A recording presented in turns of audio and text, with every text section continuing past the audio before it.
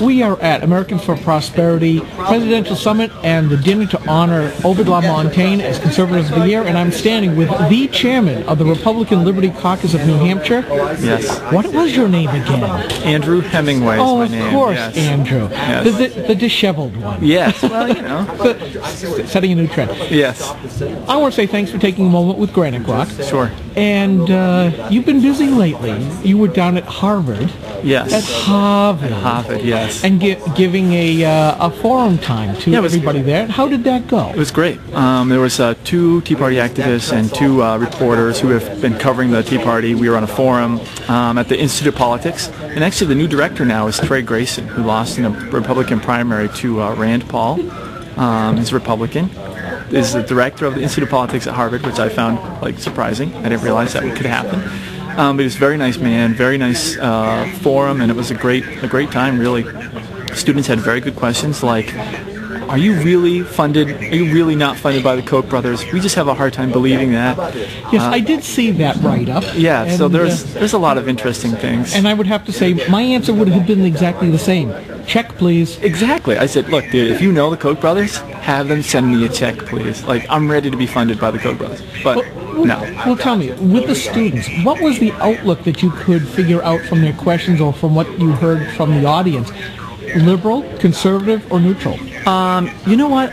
The audience was vocal, vocally negative to a lot of the comments that I had, but I wouldn't say it was overwhelmingly negative. There was definitely some support there. For instance, I met the gentleman who heads up the Boston Tea Party.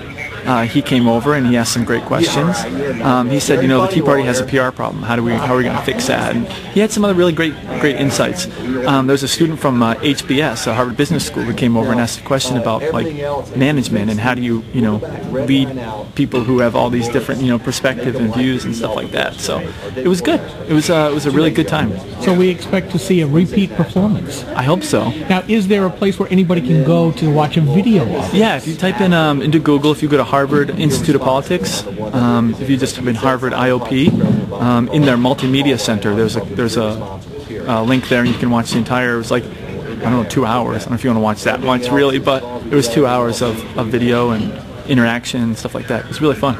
Well, let me switch gears here just for a second, because I know you keep looking at that BlackBerry, which, it's Sorry. Let's kick that thing. It's an iPhone. It's an iPhone, and you're too well connected.